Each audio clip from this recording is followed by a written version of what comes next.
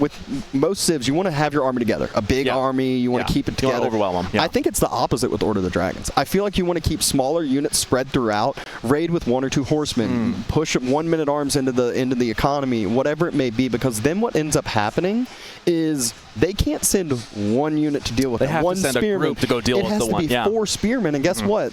Sending 4 spearmen after a horseman, you're never catching it. It's kind of like players run away. Is, a historical look. It's kind of like what Napoleon would do. Like the generals of the alliance against Napoleon realized that wherever Napoleon was, they couldn't fight. So they would just poke everywhere when he was. They'd pull back, and then the other generals of the French, they'd go push them instead. Kind of same deal here. Like they can kind of spread out and just not mass. Like then you have a problem because you've got one mass of HRE units. Where are they going to go? Right? Like.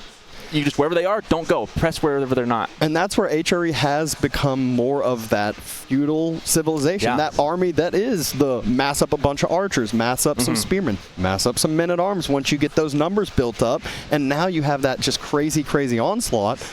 They do have that extra marching drills move speed. So that is the only thing that maybe will help a little bit in the repositioning. But that's where I always think about Misto whenever I think about watching where someone's army is, because I played team games with him. There's a clip of him where he's like, you always have to know where your opponent's army is. Follow it, follow it, follow it. Well, if there's 3 different army groupings, makes it much harder to do. Yep.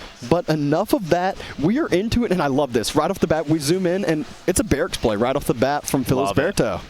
I think, the early pressure, because you got to think about where your power spikes are. When you're looking at, like, every civ has power spikes at different spots and points where they're vulnerable. I love the aggression, frankly. I think this is, just a fun way to play Order of the Dragon. Obviously, going to be going for that gold right off the rip. What do you think of the inspiration change to HRE? I mean, gives them that little extra tempo. Right now, we see GUA having, I think it's 9 villagers out. Every single one's inspired. Before, one of them wouldn't have been. So you would have had. He's got a little bit of extra tempo. I do like him being out on the gold early.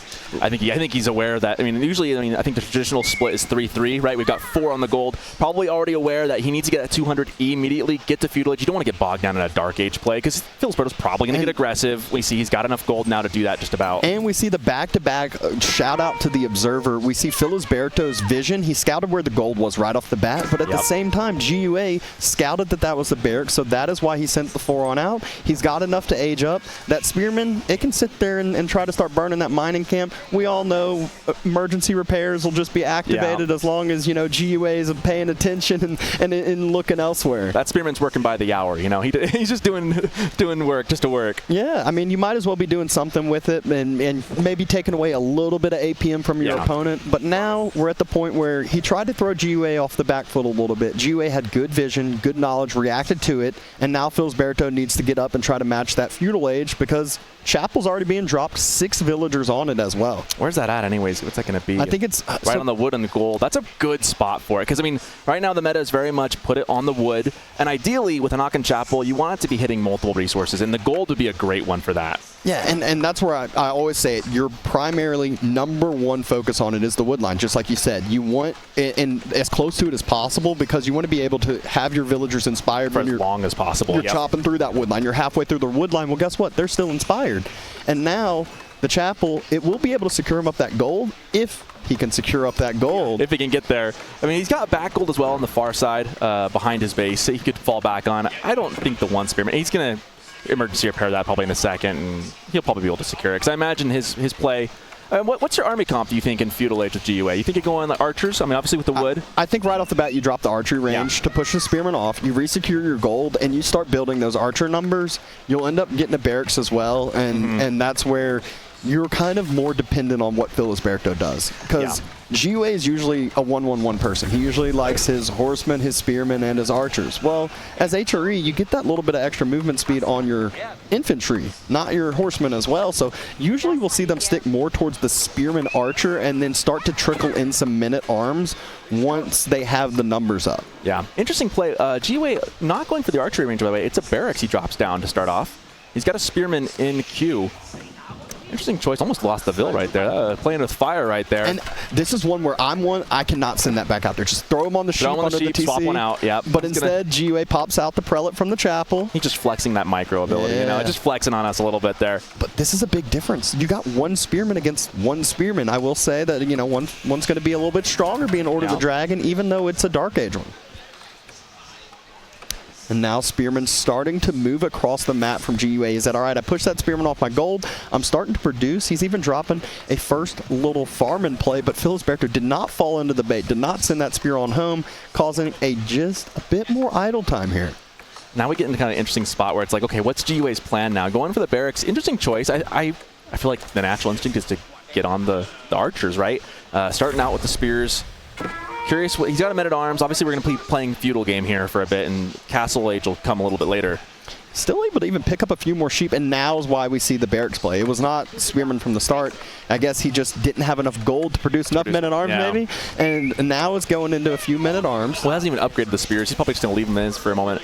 Yeah, and trying to cause a little idle time on the other side, maybe get a little vision. But the thing I love about his build already is he's got a couple farms in play. His food economy is going to be great. He can be very, very concise under his chapel, under his town center, and then get to play out on the map with his movement speed. Yeah, those men-at-arms, of course, you know, hustling and bustling. I don't know if you've ever seen like one of those clips of like a guy in full armor. We always think of armor, you know, historically as being really clunky and heavy, but I saw a guy like wearing full armor in like a recreation and then doing like somersaults in it, and they're pretty mobile actually. You wouldn't think. I'm going to a Ren fair with a couple of the AoE 4 boys later in, I think it's in October, and one of them was joking around about buying full armor, but you might have just made the convincing statement to him. I'm going to make sure to clip that, send it to him. I want a picture of it. And now he has to buy full armor. Some pressure here on the gold from GUA. You gotta get like the value out of your units as much as you can. So I love just taxing the APM of the opponent, trying to get some value, because once you build a unit, you know, that's resources you put into it. You want to make sure you're getting value for it. So he's just trying to get some idle time, trying to get something, which, I mean, he's off the gold right now, so that'll slow him up. We do have archers coming in for Filisberto. And Filisberto's dropping a few farms himself. He hasn't, you know, overreacted to some of this. The archers for the Order of the Dragon are a super, super scary unit once they start massing on up. Yeah. And a few more of the sheep actually dropped on home. So food's going to be fine for both of these players for a while. I think the big things is how these early military trades are going to start treating each other. I was going to say, like, this isn't a mirror match, but it sure feels like one in many ways, doesn't it? Like, it's different, but they play out so similar. They're both going for the exact same comp. They've got the same landmarks. They've got some of the same civ bonuses. It's very interesting to see. I mean, both that's a big pickup. Scout gets taken out. So we kept on talking about this vision, this knowledge. Well, Filisberto has no knowledge. So is GUA transitioning to Horseman? He has no idea. Does he need to stop the archer production, build more spears, build men? He has no idea. Well, obviously, we got God Vision, being casters, having our observers here. Big shout out to them. But he's on men-at-arms, and he's on archers. Well, 3 archers, even though the order archers do a good bit of damage, they don't clean that mass up very easily, especially with the numbers. Yeah. The numbers is the key, right? Men-at-arms, like, there's just a lot of them.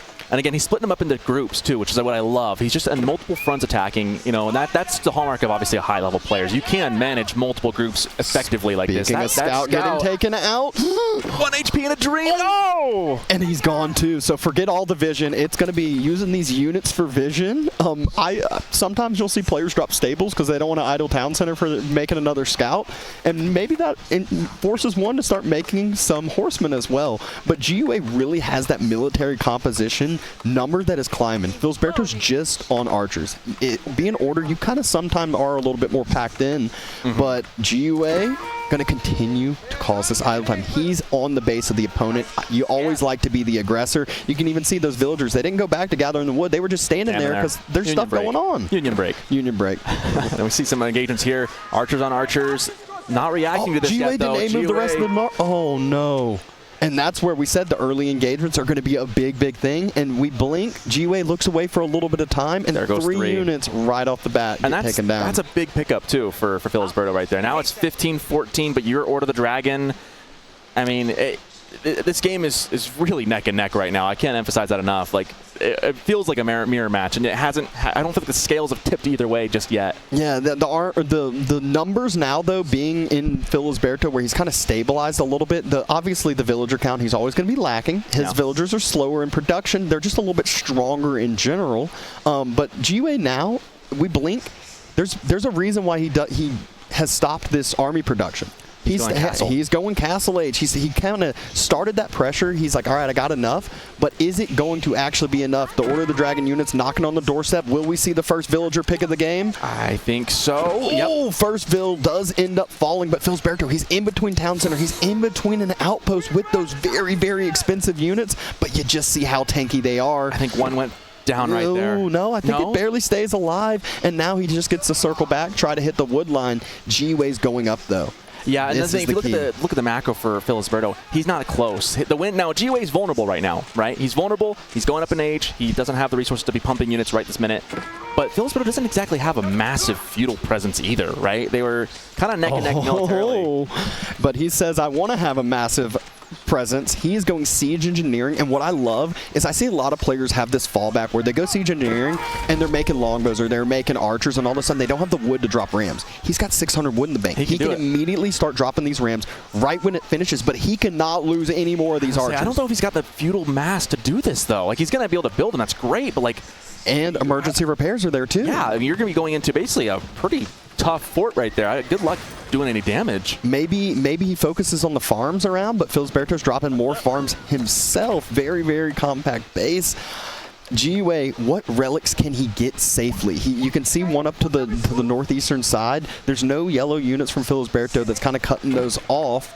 I think the question is, what relics can he not get in safely? Because he's aged up. Filisberto doesn't have a huge military. They're archers. They're not super fast, right?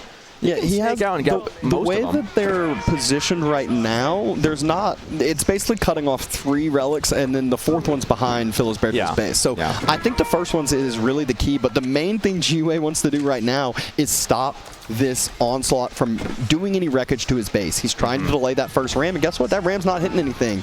It's still been circling on around. Filisberto, though, he's got the horsemen running like we just saw, starting to be produced. Outpost gonna try to be focused down. GiveUA doesn't quite have that mass that he wants. Those men-at-arms, there's still a lot of base damage from those Order of the Dragon units. Villagers having to run from the wood line. GiveUA needs to garrison, but at the same time, going down. He's able to move out, maybe take down this ram, give himself a little bit of breathing room. Outpost stays alive, and look at the amount of villagers are on those berries on the far side. This is the problem without having these highly mobile units. Yeah, and you know, emergency repairs kicks in. He's going to come back and try and get it down. But I think at this point, you know, we're looking pretty good. And we see GiveUA behind this is going for the gold. Yeah, down in the corner. He's looking at the gold. I don't know if he can see it quite yet, but it's going to be close. And if he does, that's going to be really bad. Those towers aren't up yet. He takes down the ram. He needs to start pressing forward, though, but it feels like Filisberto's maybe lost this timing. He needs to match up the castle himself. Yeah. GiveUA doesn't have a relic in the bank yet. I think he's got one on the way back. He's getting picks. He's got him off the gold. The towers were not up yet. They were on the gold. These are Order of the Dragon villagers. Every Vil that falls is so important. But guess what? Filisberto's still up in the Vil count. You know, that's surprising. And, you know, he's got the macro now. He just needs a little more gold. He's got the food. He'll be castling up soon. Again, the relics haven't been claimed just yet. We've got one coming in. That's one that's in, I should say. Yeah. He's still trying to find some pressure. GiveUA was pretty vulnerable here. Now it feels like GiveUA has stabilized, right? The big fallback is usually when you're trying to match up that castle age. That's when you have to stop your own production, which is allowing GiveUA to break out of this chokehold. It's allowing him to take back this map control. And what I'm worried for Filisberto is, can he get any of these relics himself? GiveUA still only has 1. There's 2 in mid-map. Those are the big ones in contention, and he's focused on defending his base for right now, and it's not even going to be a Regnant. It's a Burgrave play. I actually like the call. They just had that little bit of an upgrade to Burgrave, I think, as well. 5% extra on the cost decrease as well as the production timing, so you can get a ton of units out. And speaking of a ton of units, GiveUA reacts, though. Only 1 Vil goes down. Actually, no Vils. Doesn't focus down the correct villager. Men-at-arms are already ready and waiting, and they got that movement speed to continue to close down that gap. So those archers that were split off should fall, and now GiveUA is getting that tempo. Now GiveUA is getting to the point you want to be at. Castle Age comes up, though, so as you say that, if Filisberto can hold for like 40 seconds here, that could swing the other way really quickly. The question is, though, does he have the macro behind it? He's not getting any gold right now. And losing, trickling some units. Second relics being brought back from GiveUA. Remember, he does have Regnant, so that is a huge boost for him. And Filisberto's really compact right now. Look at how much gold he's mining right now. Oh my goodness. Well, he needs it though. But he's got the food secured. He needs gold so he can pump out men-at-arms, pump out units. I don't think he has enough food secured, actually. He needs the berries. He needs more than this, because you can't forget how expensive these Order the Dragon units are. I mean, they're more than. I mean, the normal men-at-arms is 100 a pop. And I think they're like, yeah, they're something like that. They are. Well, out of the Burgrave, they're going to be a little bit cheaper. You can see the upgrades coming through, but GiveUA idling exactly when you need to be. Starting to press forward, starting to get some damage in as far as just more and more idle time, but losing a ton of units for it. Well, behind this, GiveUA is getting his economic upgrades. He's getting wheelbarrow. He's getting his survival techniques. He's getting things to make his economy even better than it is. Yeah, and we see a little bit of kind of GiveUA has had like 3 or 4 different control groups, and I said that usually Order the Dragons is the one that wants to do this, which Filisberto has done a great job doing as well. But now those unit groupings are getting a little bit smaller. You can see he's starting to make some different unit compositions. He's in castle now. He's getting crossbows. He's getting land snakes. But GiveUA's gotten 3 relics and has a safe relic behind his base as well. So he is essentially, I used to call it Exodia back in the day when you get 3 relics as HRE or 4 even, and you're just online. Wololo play down the south. Coming in. Horseman going to get out in time. And going to pick up that prelate from getting that 4th relic on in. Yeah, that's good. If he can secure that, that'd be huge. Filisberto, I think if you take 2 of the 3 with the fact he went for Burgrave, that'd be big. But this is a huge raid from GiveUA. Villagers going down. Only 4. I'm surprised it's not more, but he's hitting on both sides. Yeah, and this is where there are some archers in this wood line. There's some outposts in the wood line. Units are still falling. Archers and crossbows defending that as well. Does a pretty good job. I think it's an even trade here on the wood line. I think if you're Filisberto, you're okay with that. The problem is that they're just everywhere. They're like ants going all over your picnic.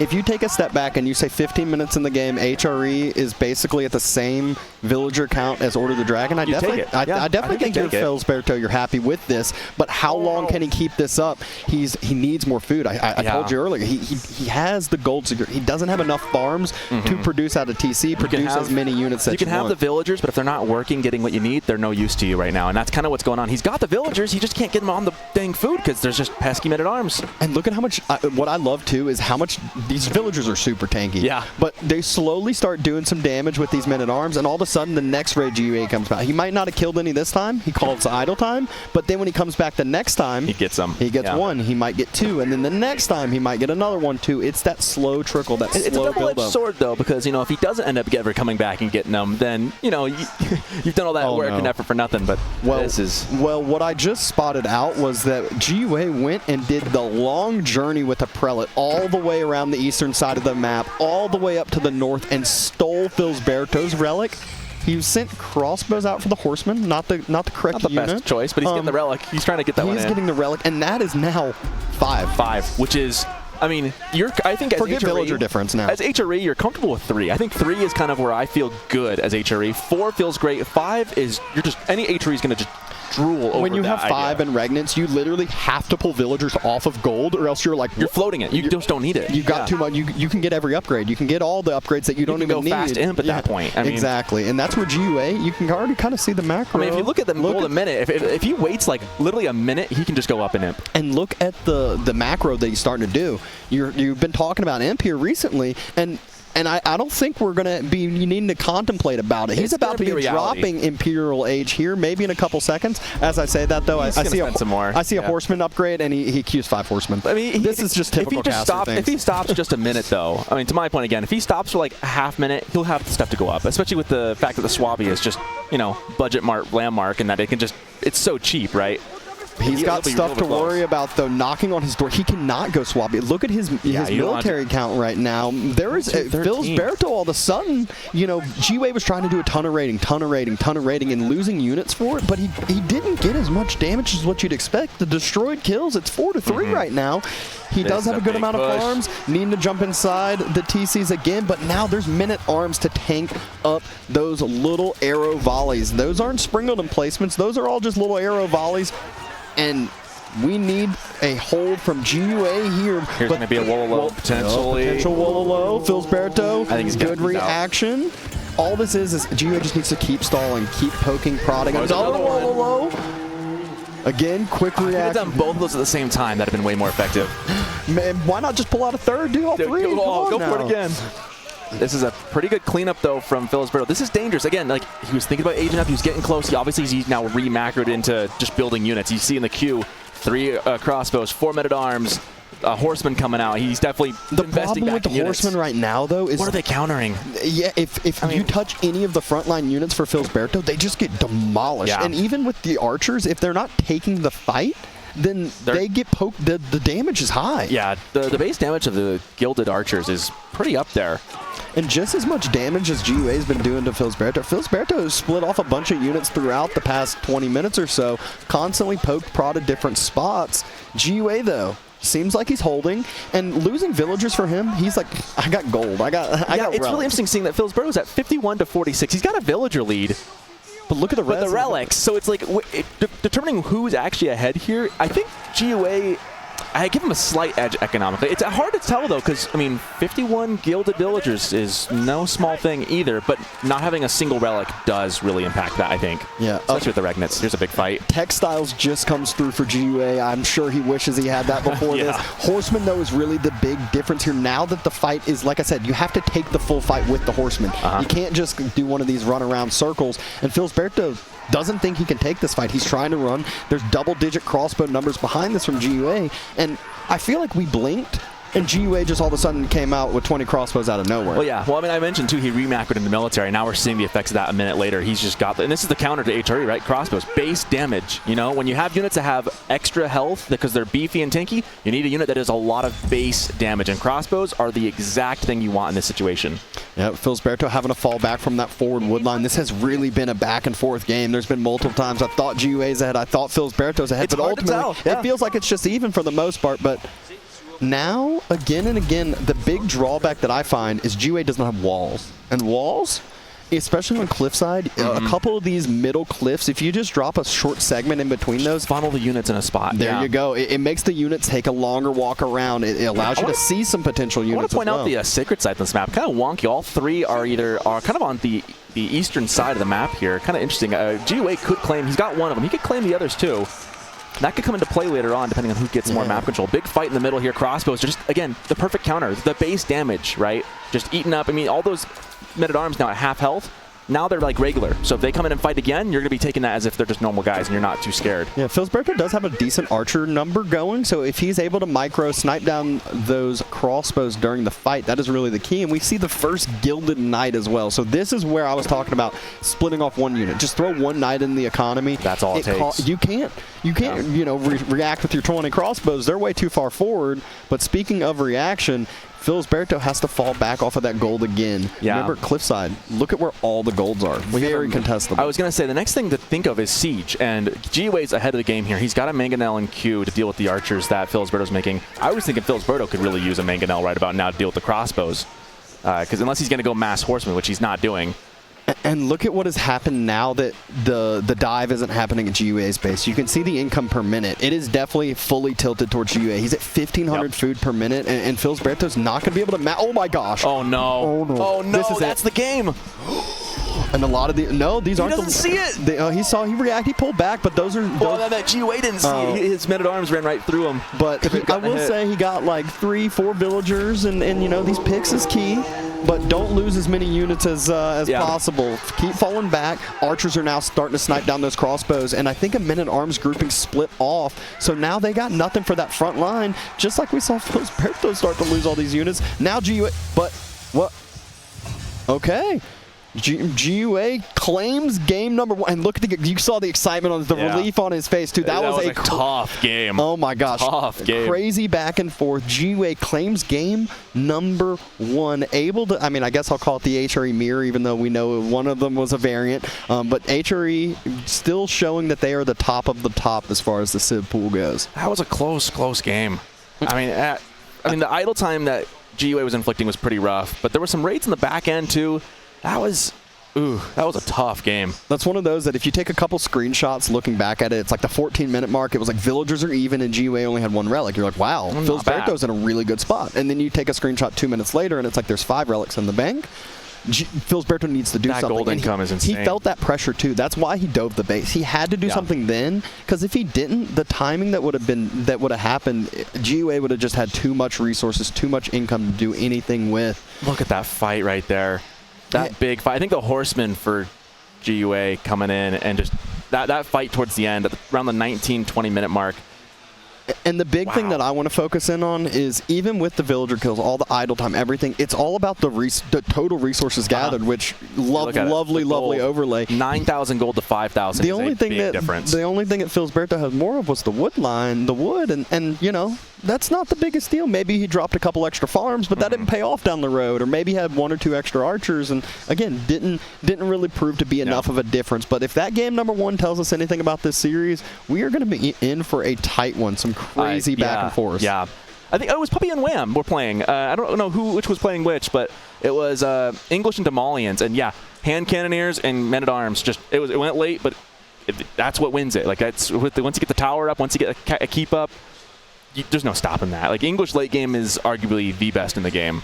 Exactly, and it's just annoying. It's just annoying. It really is. I mean, if I'm Filisberto, I'm just kind of like, please no. Like I don't like the late game very much myself. I'm very much let's finish this in castle like men.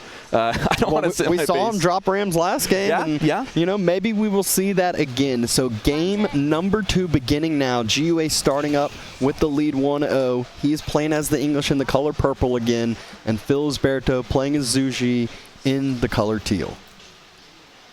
Pretty normal stuff from English so far. Looks like we hit the village opening for Filisberto. He's got that extra bit there on the mill with the sheep there. Gotta love the villages when you are playing the Chinese or the Chinese variants. It's a fun thing to do. It's fun. It's a fun, unique part of the Civ. And it's also one that if you have aggression from the other side, taking down the villages does so much more than people realize, because you're pop capping your opponent so much faster than you are with a couple houses. On the flip side of that, though, it's super hard to raid China or Zhu Ji, because you have place to put all those vills, and that's a key part, is you can just stash them in there. Then you got to take an hour burning this building down. Yep, but Abbey of the Kings is the decision from GiveUA. I think that spells out late game to me, I would imagine. Yeah. Not a long bow rush maybe anyways. not in the late game, but what it does spell out is it spells out the typical 2TC play here. But what doesn't tell me the 2TC play is where is Macros at? He's still on gold. He's still on gold a little bit. Maybe he just wants an upgrade? Actually, he's sending more to gold. Oh, this is odd. Maybe it's... what are you going to use gold with English as? You're not going to Men-at-Arms rush or something. And my thought is it's for eco upgrades. That'd be my thought, yeah. So if he wants to play this feudal age, which I would assume you would go Council Hall there, but you can get wheelbarrow, you can get double broadaxe. Those are your 2 main focuses, and 3 villagers is kind of that known thing of English that's like, oh, they're not going to castle, they're just slowly going to trickle in upgrades. And we talked about a little bit of the meditation gardens. I like that spot, actually. It's a fine spot. You got the wood, you got a nice old bigger berry patch. It's really in the corner too, so like good luck going to I mean, you could go over there and burn it if you want, but that's nice and far away. Usually on this map you end up having to put it really forward. So I like that it's in the corner. And that's one of the bigger berry patches with 8 berries in it, so it gets a little extra food. There you go. I hate passive resources in general, so I hate that landmark just as on principle, but good play. I had a lot of landmarks for the same reason, but it is what it is. Neither here nor there. But 1 villager on it, with that walking time though, it does delay that feudal age a little bit. He obviously has that little bit of quicker build time. Are you really concerned though if you're springboarding into a fast castle though? I mean, I don't think Zhu Ji's going to look on this map. I don't think you're planning on like going all in. What I'm scared about is the king coming in 50 seconds, but 50 seconds. Meditation Garden's going to finish. Villager is going to be walking on home. I think he still gets home in time. It's a slow build up. I mean, the king would have to find him, to be fair. The thing to me, though, is what this is doing, the slow meditation gardens in the far walk, he's not getting this trickle in right off the bat. That's true. He's slowly, he's going to get some good resources, but it's going to be closer. If you had it down 30 seconds earlier, would you have already had more resources now or down the road? He has moved on, Filisberto moving on over to the stone already. This is what he likes to do. Filisberto, I think, definitely looking to add the TC in. Actually, no, that's 1 drop off. So if he does I was about to say 5 villager long drop off is just for the outpost upgrade. Yeah, I was gonna say he didn't build the mill. It's a castle edge play. Castle edge. That makes more sense. I would say because I was expecting Zhu Ji to go fast castle, so 2TC would have been very interesting. And so what GiveUA could just do, so what his idea, I think now, it's just going to be wheelbarrow to fast castles is his plan. Yeah, I think so. He wants so the king here is the king. It just causes reaction, causes pressure, idle time, delay, delay. And maybe English can actually match up that quicker fast castle timing that the Zhu Ji can end up doing. I don't know, man. There's that villa I was talking about. This is what I was scared of. Oh, King's not there in time. It's good. I think he's safe, yeah. He gets home. GUA doesn't want to take that dive. Remember, that is a nice hand cannon slit in the town center. You know, the difference between a really good choice and a bad choice is if whether it pays off or not, right? Like beforehand, we can speculate, is this a good idea or not? It's a good idea now. You know, meditation, that was a great idea considering it didn't lose the Vil for it. Scout circles around, sees the meditation garden. King still circling around, trying to find a spot to pressure, but you already said it. We have that mill. We have a village right next to that mill. That's where the wood line is as well, and that's close to the TC. There is nothing that this King can really do effectively here. And he's a scout at this point, a glorified scout with armor, because Filisberto's got a place to put just about every single Vil he's got. He's got 23, 8, 15, and 5. Yeah, he's got, I don't think there's a single Vil that doesn't have a home. I mean, there might be like 1 or 2, but they can just run around at that point. Here comes the pull. Let's see if he sees it. Oh, gets half the damage there. That's a good hit from the King. Remember, the King heals back up, so it takes a good bit of base damage, but a little bit of idle time. You take that right there. You're happy with this, and he actually, I think he should have done this earlier because we already see the monastery being dropped, and GUA, he's a couple steps behind. You can tell his game plan. He knew he needed to match this castle, and he will match this castle. This is going to be like 7 minutes and change. This is so. To me, it's a very frustrating thing to go against when your opponent goes Castle Age before 8 minutes. It's just so fast. This one could be up, honestly.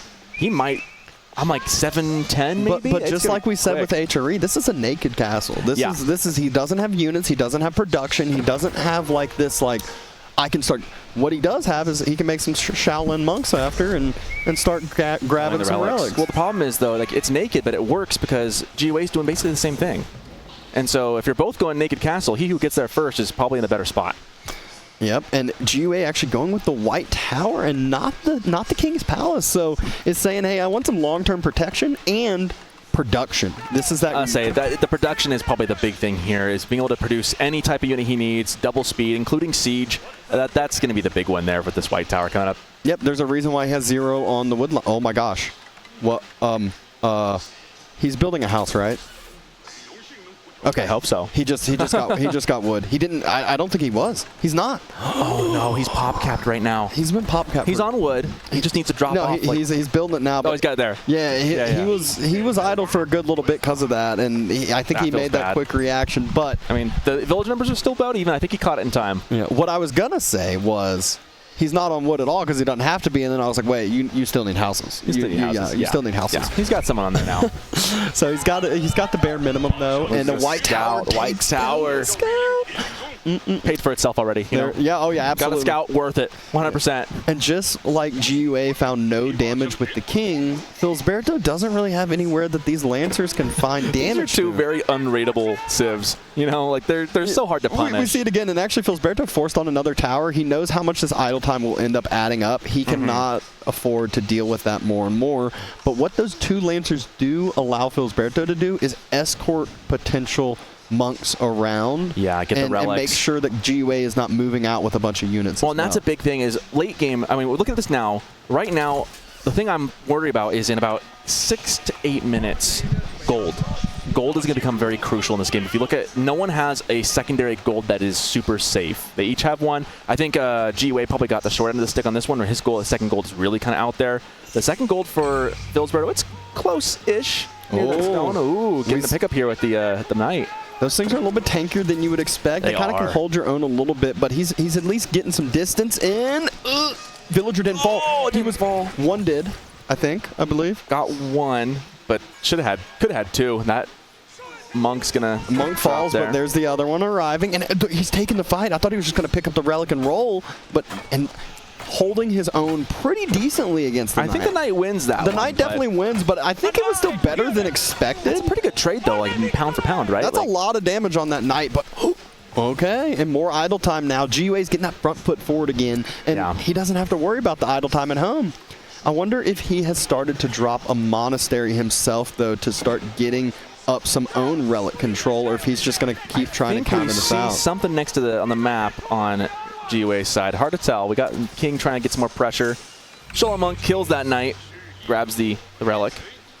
And that is a significant amount of villagers on the berries. So that is a lot. The thing that GUA gets to know by this, because he gets to see all this with the knights here. He already tried to dive that berry line. He gets to see how detrimental Filisberto needs this food.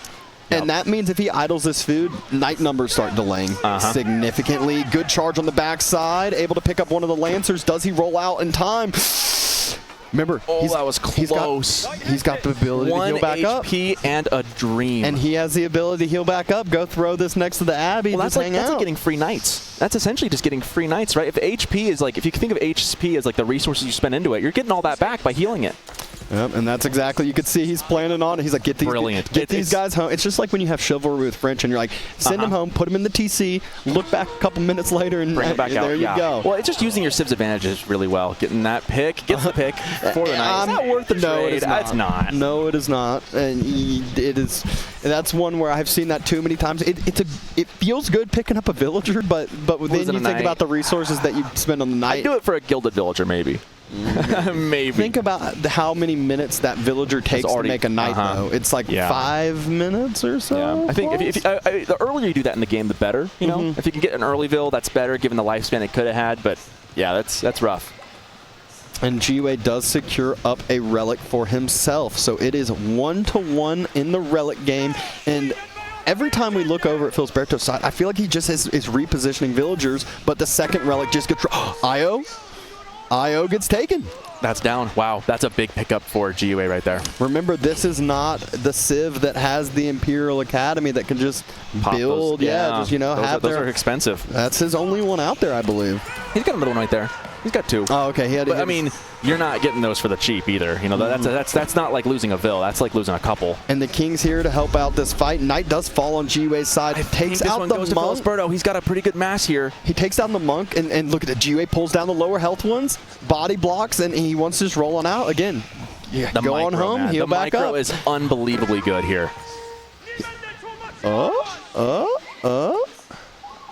Filisberto able to see it with the outpost. You mentioned the berries. He knows that Filisberto needs the food. He's going to keep checking the food over and over. He's going to keep checking the relics. He's going to keep circling around in these locations. Thankfully for Filisberto, he's got a little bit of trickle from the meditation gardens, but it's not enough to sustain an entire civilization by a long shot. Not by any means at all. Yeah, he's completely out of food. He can't even make a villager right now.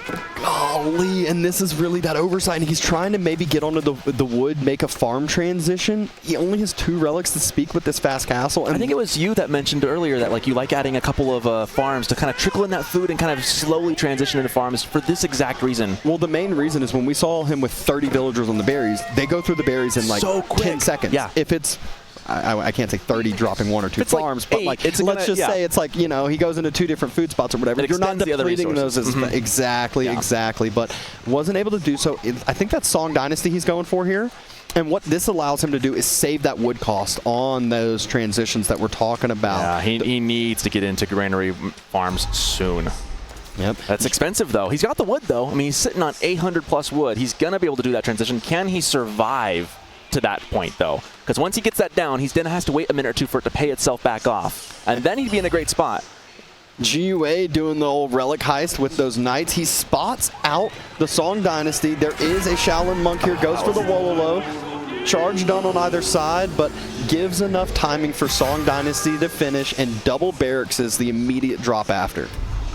He's got a market as well to help balance the economy. Very quick reactions from Filisberto. He's always reacting in time. It's just the reaction's still costly. Yeah. The idle time's all GiveUA wants at this point. He's gotten some picks. He's getting some relics. He's in the game. The economy numbers are pretty close. GiveUA's got an edge right now. The big difference that I feel like what was happening last game with these raids from GiveUA compared to this game is last game, those units were falling. They didn't have healing.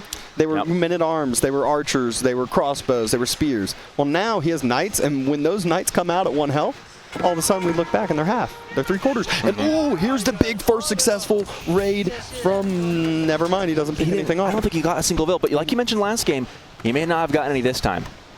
But next time maybe so. And he's still getting that idle time. There's still no farm transition. Philly's out on the deer, and GiveUA is going in. Yeah, and I saw the resources piling, and this is one of those that when you're the opponent and all of a sudden you hear Imperial Age, you're like, what? It's so demoralizing. You're like, he has units. He's like, how does he have 11 knights? Well, and the brilliant thing is he's just been using the same ones again and again. It feels like it's like when you think it's like multiple people and it's just one dude just like jumping around and like hiding behind things, like making it feel like there's multiple. And that's where I think there were 5 knights probably that he was able to keep alive that were at the brink of death. Yeah. That now are full health. And that's where 5 knights that's like Castle Age right there. So he paid for half imp. Do you pull off a stone and go for imp yourself here if you're Filisberto, or do you? I mean, what do you can't? You can't, right? Like, that'd be ridiculous. I think you have to stay castle if you're Filisberto. You don't have the food economy. You have to make your granary transition. You have to get online. The good thing is you can still match up against Imperial Age units in castle for quite some time because GiveUA doesn't go imp, and it's not like he's getting Imperial Age knights right off the bat. He's not getting all these imp age upgrades. Another Vil does get picked. It takes time. The upgrades he's getting is textiles. 395 health in that king. Yeah. That thing is just a tank. He's getting himself. textiles, he's getting lumber pres, and he is, more importantly, continually scouting everything Filisberto's doing, knowing that he just grabbed enough stone to drop a second TC. He does lose his scout, but he has the information. He knows when it's coming down. Crimes have been committed here. I'm very sad. That sheep was just an accessory to it. Didn't deserve it. An accessory indeed. GiveUA pulls back. It looks like he might be regrouping for a big hit with this mass that he's been building. Man, this is a tough spot for Filisberto to be in, right? I mean, economically, you're level, but the age up. Now he's looking to get the town center, hoping to try and get going, but yeah, enclosures coming in here in another minute or so. And I want to say behind this, GiveUA has made the transition to, I know he has like, I think 3 full sets of farms. He might be on his 4th as well. And that's where the enclosures is going to be huge. Another IO falls. That's big. The Knights thought about getting the nest of bees, but instead they see the deer villagers. No. Oh, he almost was able to body block and cut those off in between the mill. I thought he was about to just do one of those hype, wow moments. He was close to it, but just able to escape at the brink of death was Filisberto. Feels like Filisberto just dodged a bullet right there. I mean, those Vils are like living the Matrix life. How many of Vils have we seen almost die? And look at the farm transition. He is tired of the famine in China. He will end it himself right here with a ton of farms and 3 granaries. I don't think I've ever seen 3 in a row like that before. It's actually one of those that I've seen so many people be like, this is the most optimized. This is the most optimized. I've heard at one point that this is the most optimized. I'm like, I don't know which one is. I neither confirm nor deny. I just don't question anymore. I'm like, whatever way it works, it works. GiveUA, though, he was sitting over on those deer with these 2 knights that we saw, and instead... That's a 3rd town center. This isn't a 2 TC. This is 3 TCs for Filisberto. He is going to go greedy. And, you know, I feel like he kind of has to. He's got to try, right? Because where are the other avenues to keep up with this Imperial Age? You either need to really boom it really quick, or you need to find a way to take a great fight or do something. But multiple raids happening. Those villagers on the deer in the corner we're seeing getting raided while the wood line's getting pressed. Nest of bees there, 11 villager kills total. It feels like it should be 3 times as much, but it's not. And thankfully with 3 town centers, Filisberto's in the game still. But man, he has got to be feeling the pressure. It feels like if you're GiveUA, you feel like you're in control right now. Yeah, it just, I mean, even with the 3 town centers, some people might look at this and be like, oh, Filisberto's fine. It's like, no. This still takes a lot of time. He needs time. Well, time is not his He's only got 9 minutes. He's on a timer. The sacred sites belong to GiveUA. So Filisberto's got to do something here in the next 10 minutes or something's going to happen, right? He's going to have to figure something out. I will say, if you look at there we go. Our observers just were able to highlight it over. Walls have come down for Filisberto, so he should be able to get the sacred site denied. I'm just running right by, just a drive-by. They're like, hey, we're here to strike fear in the hearts is what it is. They don't want to kill people. They want to strike fear. They're like, go home and tell. It's not about getting ahead. It's about sending a message. Yeah, go home and tell the others what you saw here. And then they come back and get anyways. That's funny. Yep. Come back again. There's only 8 spots in that TC. A couple of the Shaolin monks trying to come help out, but more knights coming in though. The walls aren't up yet. And behind this, look at the re-macro that he's doing with his military. It's men-at-arms, it's longbows, and it's not just the few men-at-arms. He's got 15 in queue. They're going to come in and hit like a truck. I mean, late game, that's the comp, right, is a ranged mass with men-at-arms. 3 more villagers fall there at the bottom of the screen. The other knights are splitting off, trying to get another raid. They're laughing at the town center, although... okay. There's 1, but I mean, what does it matter when you got 7 more coming in? That does end up adding up. More walls trying to go down. GiveUA doesn't spot... Oh, he does spot it out. A couple more villagers. It's just... the problem is, like, you're on 3 TCs, but you're only up by 8 villagers. It's going to take a while for that to pay off, but, like, and the more he kills now, 16 villager kills, you'd love to have half those back at least. And think about how much food Filisberto has been putting into villagers and not military. Yeah, you can see that in his back right now. Only 100 food or so right at the moment, 600 wood, 800 gold. And he's got 1,200 food coming in a minute. He's got the food income. He's just spending it. Oh, no. multiple The Knights are raids. everywhere. He's on top of the town centers. He's on top of the wood line. He isn't able to get to the granaries, but this should be more than enough. And this is before the men-at-arms even knock on the doorstep. We got 21 men-at-arms. I think they're about to start just burning down Star Dynasty. It's just you can't recover. GiveUA, you could tell he was locked in on that one. He was feeling good, gave the little head nod, and goes up 2-0 against Filisberto. That's such a tough spot to be in. I mean, English is that good. I mean, Zushi is viable late game. Oh, yeah. English is the best. And we didn't even really get to the late No, we really game. didn't. I mean, he was there, though. I mean, that's it was early. Zushi couldn't even get to that point is the problem. I mean, even if he did, I still think English wins that game, you know? I think the key is the early – GiveUA knew the game plan. He countered out the game plan. Yeah. He used the king to idle a little bit of time, and mainly the micro of 3 of those knights, 4 of those knights. That's what allowed him to be greedy with the Castle Age or Imperial Age play was that he had 5 extra knights that shouldn't have been alive that were. And look at the eco kill difference. Obviously, when 3 TCs come late, there's going to be a lot more killagers. Killagers. Hey, that's a new thing out there. A lot of new kills on the villagers, but what a solid game. Again, GiveUA just taking over on the resource gathered count. I won't say it's better, but I think there's a conversation to be had as to is it better than the Kremlin? Because now the Gremlins now don't have a time frame. They have health that ticks down. Yep. So you can't just send them in full health into someone's base just as is to raid, right? You can't. Yep. There's some things about them that don't work quite the same. That said, I think as a defensive landmark, it's still going to give you a lot of map My control. big question here is obviously we saw one of the big Abba changes was the Fertile Crescent getting a buff, but that's only if you're going Eco Wing. Yeah. Yeah. Well, if you go Eco Wing, does that mean You don't have any feudal... you're letting your opponent take the boars? You're letting them do everything. Only time will tell. We're jumping on in. GiveUA, Filisberto, and this is all tied. The potential game decider here for GiveUA as he is up 2-0. Yeah, this is game point. Filisberto on the ropes here. I thought game one was... Game 1 was really competitive. I think Game 2 definitely was GiveUA was in the driver's seat. I'm sure he's hoping to kind of lean into that momentum here. And we see the one hunting cabin. Do we see a second? We do not see a second. Dude, they all lied to me, man. We were talking, eating breakfast. I said it. I said it. You said it? Okay. I've seen the build already. No one's going for it. Wait, what is that? No, what? That wasn't a hunting cabin. He just killed that sheep next to it. It was a house. He's not Japan. Forgive him. Was he running out of sheep? I don't know. I'm just gonna ignore that one. Oh gosh, that is okay. Well, yeah, we're gonna sit here for a little bit, watch, and it's military wing. Oh man, I want to see the Fertile Crescents. You've got to use military wing. I think I was about to say it gives up too much control. It really does. Because at least here you're forcing a reaction from Roos. We do see with the single, you just basically have 50 extra food in the bank, so it. Yeah. Was he? I think I couldn't tell what he decided to go with. I think he canceled it and redid it. No, it's military wing. But well, no, the Kremlin. Oh, the Kremlin. Yeah, canceled and redid it. But Kremlin, great location. This is not a Timlin. We got stone, we got gold, and the wood line all protected up, and the back side of the base.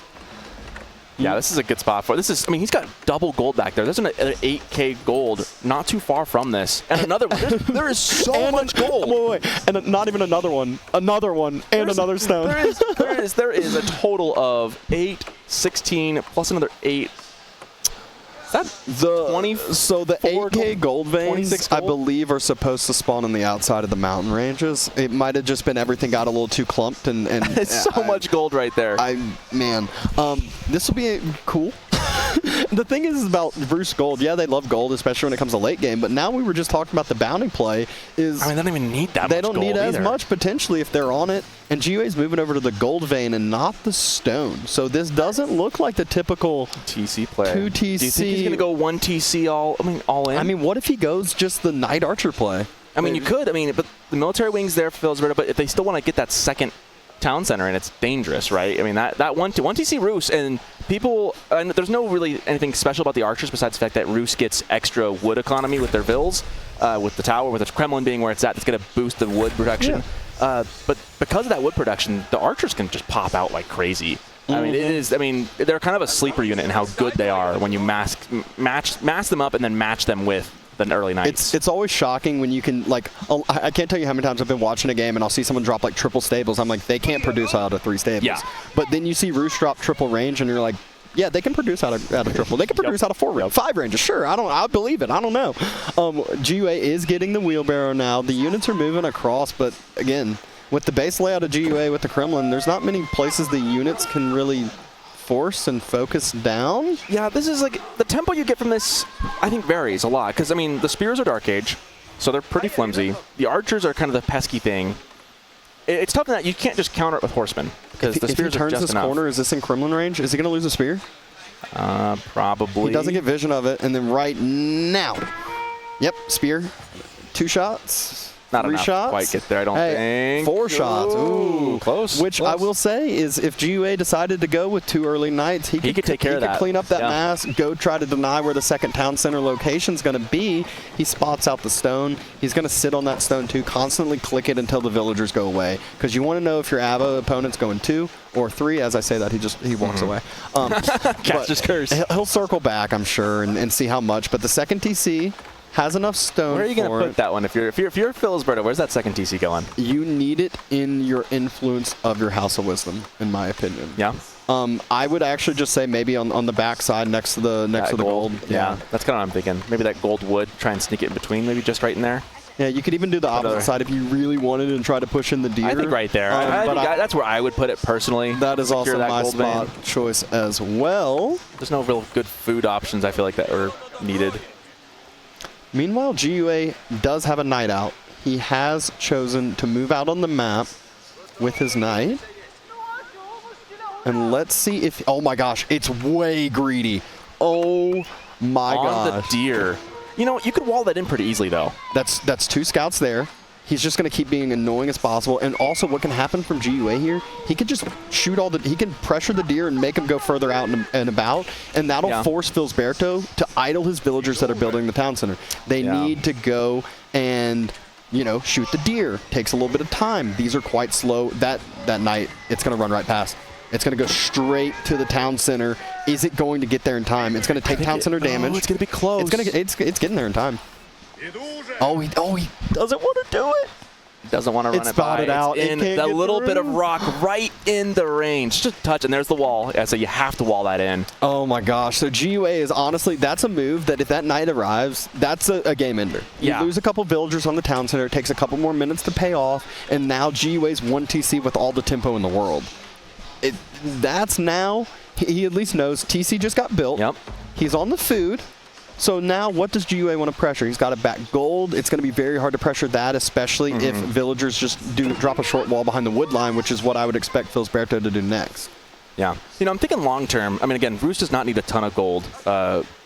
But, man, all that gold in that back corner, if Filisberto ever pressured that side, it'd be pretty great to get a couple towers back there. And there's that short wall that I was talking about. That's what he is needing, but at the same time. That's going to get through. Oh, look at the reaction. He's aware of it. Scout was sitting there watching, but the knights still just circle. They want to get some damage. They are able to pick up 1 villager. Spears are ready and waiting, though. GUA needs to get out of there. He's taking a good amount of town center fire, but I don't think he's complaining about that. That's a good trade. Half of Filisberto economy just went idle. 15 villagers. Yeah, you take that trade. That's a 1 vill, a little bit idle time for half the health of a knight. Yeah, easy money. GUA has ticked up to that tier 2. What my big thing that why has GUA not taken a boar is my question. He's over on the deer. He could have just moved right next to the sacred site, taken the boar. He might be concerned about the military units from Filisberto, but again, you're right. He probably could easily claim one of them. He's on the deer right now. Maybe he's just waiting to eat that up first before moving out. When you see your opponent going second TC, you immediately know yes, there's 2 spears, 2 archers, so all you need is the units to deal with that, and look what he's got out. Yeah, just go take the boar. It's the better gather rate.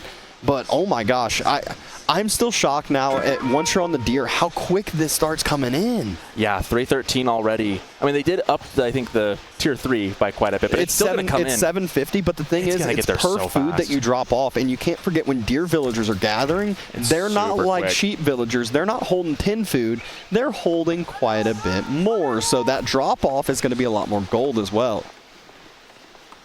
Yeah, this Roos bounty work feels pretty... I feel like it's almost a positive for Roos in the end. Like, I feel like, again, the quick early tempo is not quite as there, but they see a gate being canceled right there. Almost got the Vil. Vil manages to come back. I will say, Filisberto's been pretty quick on the pulls so far. The nice part that GUA is that he has archers here, because this is where a lot of times you'll see people with, like, only knights. Like, I'm a French only knight player, and then all of a sudden, like, 2 villagers just go and start tapping the wall, and then they can't ever get through. Yeah, the archers there help mitigate that. I will say, Filisberto definitely has learned his lesson from last game. The Camel Archers, though. This was a unit that was just buffed pretty heavily. Yeah, they're no longer as food heavy. Yep. And they increased the damage, is that right? I think it's health. Health? Okay. Health, a little bit tankier. But I think the real key also was just the rebalancing on the cost. Yeah. It doesn't show in the overlay, I don't believe. I could be wrong. I will say one thing that, again, I was going to say before we saw that Vil almost die. Filisberto learned his lesson last time with Sushi. That game was really rough. He's walled up his base. And again, the walls are too. A lot of good walls too, well placed in good spots, doing a lot of work. Right now, it's holding GiveUA at bay. You know, he will get through this eventually, but it's giving Filisberto some time, and time is what you need for these TCs to pay off, to get the eco to start making your own military units to respond. But the big concern for me is look at what he just had to do. He dropped an outpost on the other side of the wood line. He needs wood. He hasn't been able to make as many units. Those camels, yeah, they don't cost as much food, but now they cost wood. Pricey. So now he's struggling on the wood. He has 1,300 food in the base. He could go castle if he had the gold. Got a fight at the bottom corner too. Camel Archers picking off reinforcements, taking some down. Good fight there out in the middle. I like that Filisberto's looking to get some pressure back as well. I think this is way back in the game. You have to stop the reinforcements and stop that snowball. People say that all the time about stopping the longbow rush, stopping this rush. Got to go snipe the reinforcements. Filisberto taking that to heart right here and did a good job, kind of forcing GiveUA to back up a little bit and reconsolidate. Yeah, and he's 1,500 food, though. He needs to be able to spin these units. He doesn't have the other resources to spin At this point, if he just gets on gold or maybe able to market to rebalance, he's got tons of food. I think he might just move out to the gold and try to go for a castle. That's an option, too, right? He just spent quite a bit of food. He's Villagers finally now moving out to the boar for GiveUA. Spotted out, though. Yeah, immediately spotted out from a Filisberto. scout. Spotted out for some Camel Archers. You can't just take this boar with 2 villagers. I think GiveUA needs to just go to the other boar or go to the... There's 2 boars on the northwest side of the map. I don't think Filisberto has even thought about going over there. That's free food for GiveUA. He could even take the deer pack from Filisberto's side of the map if he wants. This is a pretty big mass from GiveUA, and there's the first... Oh. Yeah. Oh, no. See a ram coming down. Oh, and Filisberto is doing exactly what we said. He's trying to go for that castle timing. Oh, this is He's just getting greedy. boot camp, though. He's buying boot camp and then maybe clicking castle, but the timing isn't here now. He's about to have rams on the House of Wisdom, and the age up takes a while. It does. You have no way to speed it up either. You can't rush that up. He's going to be in a tough spot. I feel like... Are we going to see a third ram? We got 2 already on the way. He's got enough for a third if he wants. They're like right there on Castle Age, and I think he's just right there. He's spending it all. He just spent it all on units instead because he knows. Hey, units is fine. Protect up those rams. He's actually not focusing the House of Wisdom. It's not aging up yet, so maybe he's not thinking that Filisberto's going castle. Maybe it was smart for him not to click up. It's good that he saw this coming in right when it did, because I think he was right on that line. 12 horsemen. He has to respect this. 12 horsemen trying to counter out something for the archers, and the archers now... They're not out yet, though. They're sniping out the spears. Horsemen coming slow, and the horsemen can't take the fight into the Roost Knights. Oh, this is bad. Onto the wood line. You can't even tell what units are attacking what units, but it doesn't really matter because GiveUA has such a mass here. Anything that they're hitting is great. He's on top of production, too. So as the horsemen come out, they're immediately getting attacked as well. Units coming out, though. Defender's advantage is there for Filisberto a little bit. GiveUA has dived. He has dove in, full all in on this. The units are going to be popping in as we go. We see he's sniping out reinforcements in the corner there. Filisberto taking some good trades out and about. He's not dead yet, but it is looking rough. Where are the rams, though? Have the rams been killed? Are they on taking down production? They're on the. I saw in the corner. They're in the production on the barracks right now. GiveUA goes over to the second town center. Villager's going to be able to jump to the other side of the wall, and they're going for production. I love this. GiveUA realizes that Filisberto respected the castle, and instead. What's the way to now stop this push? It's production. Kill the production, kill the houses, take everything else down, and this breaks the House of Wisdom bonus. Yeah, and that's huge. You know, I think Filisberto definitely did the right job not going castle right here, but at the same time, he got caught just at the worst moment, too. You know, 30 seconds later, he'd be fine. If he kills both of these ranges, that's what will break the House of Wisdom bonus, so that 10% gather rate for those villagers will go away. Archers are in not the greatest position, especially with the stables near. Villagers pulled again, though. Archers are just saying, all right, we'll take that fight. We'll take the villagers. Next production building gets taken down. And the next set of horsemen coming. The archers are good as dead. I think at this point, the rams just do as much damage as possible, and GiveUA just says, oh, the TC's going down! The knights are taking it down. I was wondering, he had such a big mass. I was like, you know, they almost could just ram it down. They torch it down themselves. There's nothing protecting it. And it goes down. That is a huge hit. Now, he is up about, not up 10 villas. He's up like 8 villagers. This is rough. Not where you want to be if you're Filisberto right now. With that said, you've cleaned up the archers, but you need something for the knights. You don't have anything. You lose a lot right there. A lot of villagers going down. The numbers are evening up. 17 worker kills for GiveUA so far.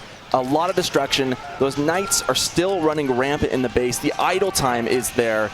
And then he's floating 1,400 gold. He's got all the resources in the world, and he just cannot spend it fast enough anymore. This came full circle from what it was earlier. It felt like he had so much food in the bank, and now all of his food got denied.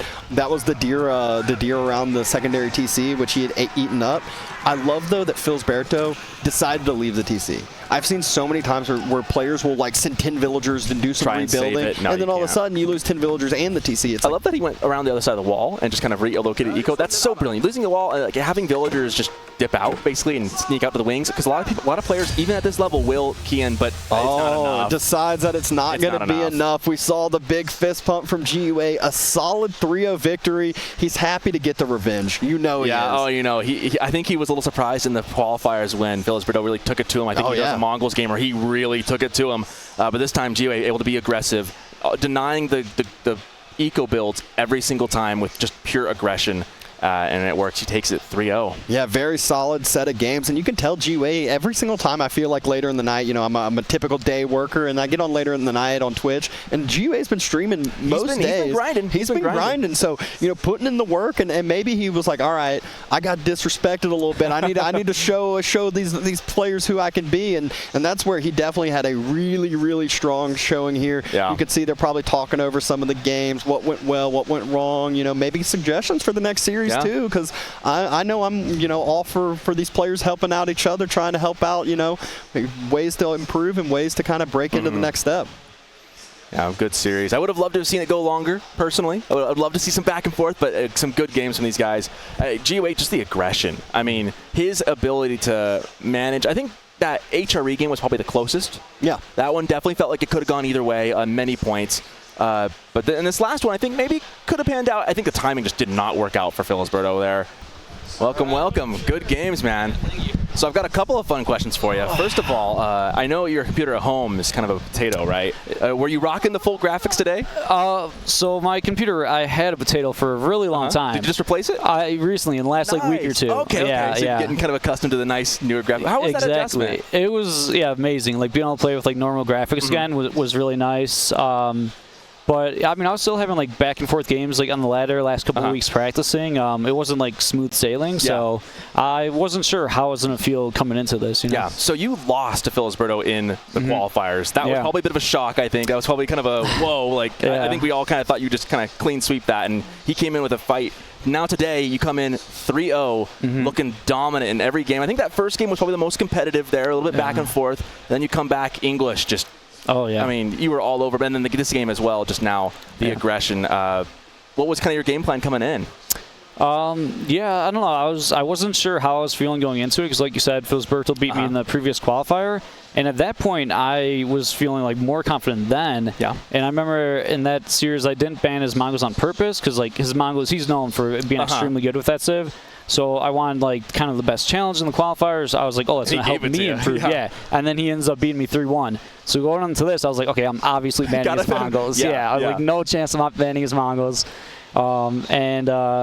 I felt pretty good in the games, but I was like sweating the whole time. We saw your reaction. Your reaction after the HRE game was great. Oh my gosh, you just like, like a sigh of relief. Like you seemed really, really stoked that it was over. Yeah, that one was that was back and forth. You got all the relics though. Yeah, that was huge. That was really big, and he pushed in like his castle. Or you and Castle and Hannah were a little bit vulnerable there for a minute, and he was kind of giving it to you there a bit. But then the relic play was so good for that one. Yeah, definitely. Yeah, and then of course, I mean, you're an aggressive player, I think, by nature. And that really kind of played out nicely against Zushi and obviously against Abbasid going 2TC.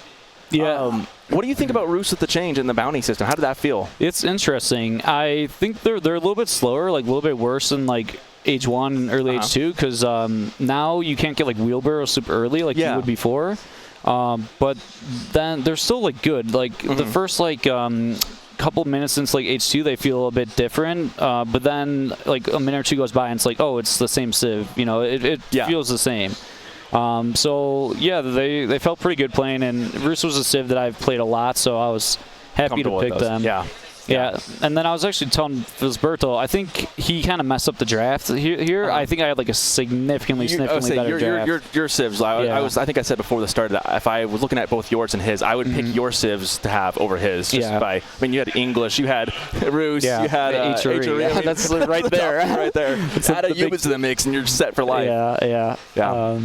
I think he'll do good going forward, but yeah, I think he's a great player, obviously, so I think the draft was probably his, biggest mistake here this round. How do you feel confidence-wise now after kind of, I wouldn't say redeeming yourself, but like redeeming yourself essentially against him after the qualifiers? Do you feel more confident moving forward? I know the open secret, the elephant in the room is that just wham and puppy paw plan. So how do you feel, going against those guys later on? Yeah, I definitely feel more confident. I'm glad I was able to get a 3-0, obviously. But, playing versus puppy paw and wham, they're different beasts, obviously. Puppy paw, bragging rights right now, being the second best player in the world. So. Taking a game from him would feel great, wouldn't it? Right, exactly. I hope to have like a good series versus him. But even kind of going into this event, knowing top 8 players are here, my goal is to get third place. Yeah, if you got the wham, you got the Canadian bros, then you're hoping to be you. Yeah. Right. I think you could do that. I would say it's probably, if I were to see the tournament, I think I'd put you probably around that spot. I think that's reasonable. And you got to try and take a game from each of them. You got to at least make it competitive. For sure. Yeah. These things, we kind of joke that these things are so easy to go 3-0, 3-0, 3-0. Yeah. And obviously, as a player, you want it to go that way for you, but. What are your I guess looking forward kind of your future matchups, what are you kind of hoping to carry with you into the next ones? Practicing the Civ draft, I think I was like really well prepared for this tournament. Probably the most I have been in maybe ever. It was kind of weird. I played a lot of ladder, and like I wasn't really having a lot of success on ladder. I remember watching some of your streams, and some frustration kind of growing there. Yeah, the tough part is like, I don't know, when I practice a lot for a tournament, sometimes when you play too much, like you end up playing worse, and like it's hard mentally, Yeah. But the one thing, I was playing a lot of different civs on ladder instead of like doing only 3 and then climbing super high. I was like really expanding my civ pool, playing a bunch of civs. And I think that helped me, drastically here. Okay. So yeah, you looked great today. So that HRE game I think was again really competitive. There was some back and forth, but then you really kind of sealed the deal. Your micro, the micro with all the units in HRE, but then your English micro. That was you did them dirty with that one. The amount of how many did you make any more knights after the first 15 or so? Like I don't know. What made you go? Did you just kind of realize that you could go Imperial, or was that like the plan? It was not the plan from the beginning, but as I was making knights, I know like sometimes English has the possibility where they can like sneak in a fast imp and then get in closure, and they're just like incredibly strong. So kind of as the game was progressing, like my knights would attack, they would get damaged, and then I'd pull them back. Yeah, I did so many times. I would be losing my mind against that. Yeah, that was amazing. I love doing that. That's like the most rewarding thing, like saving your knights and then just sending them back to raid. It's like free units at that point. Yeah, and then I like wasn't really spending res on more knights, so I was like, okay, wait, I could just like stop training units for like a minute and then basically sneak up to imp, and it worked out like perfect. Yeah, that was a really, that game was just rough for Filisberto. This one, I think he learned, because we were mentioning he didn't build walls for the longest time, and then it just kind of opened it up for you. And then the second one, he obviously built walls, and then you pushed in. You had your timing attack into his 2TC was like, perfect timing for that. Another game 3 there. Yeah. I kind of just went back to like old school. I've played Roos versus Abbasid, that matchup a lot, but like in the past, and it kind of always stayed the same. Where like Roos always had a good timing, like maybe like 1 TC all-in timing push on them, and so just use like my old knowledge to be like, oh, like I'll just do this time it right and get it, and it worked out. How do you like Tempe as a map? Oh, it's great. Yeah, that's a good map. You didn't really go for the boar early. We were kind of like, he's going to go for, there's like 4 boar on the map. Yeah, but it's a bit risky. So just walking to the boars and deer, sometimes it's like a lot of idle time, and it kind of messes up the tempo a bit. So sometimes you want to like sneak out onto the hunt or boar, but not like too early. So your tempo was perfect on that. That's exactly what it takes to beat that. Well, awesome. Well, I think we'll take a break. Thanks for again. Okay. Congratulations on a 3-0 and continuing on to the semifinals. Thank you.